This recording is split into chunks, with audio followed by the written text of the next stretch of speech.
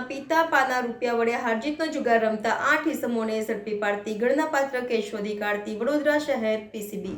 Ajwa road પર આવેલી હોટલમાં જુગાર રમતા 8 લોકો પકડાયા છે। વડોદરા શહેર પોલીસ ક્રાઇમ બ્રાન્ચે રેડ કરીને આ કાર્યવાહી કરી છે।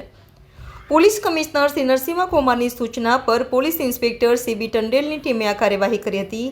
કારેલીબાગ સ્લમમાં રહેતો જગદીશ રાજપૂતે આજવા રોડ પર આવેલી હોટલ કેમિક્સમાં રૂમ નંબર 408માં જુગાર રમાડતો હતો, જેમાં 8 લોકો પકડાયા હતા, જેમાં જગદીશ રાજપૂત, મયુર મકવાણા, ફિતેશ ચૌહાણ, દિનેશ વાઘરી, નિકુંજ અમીન, હસમુખ સોહેલિયા, મુનિલ માળી અને રાહુલ દલસાણિયાનો સમાવેશ થાય છે।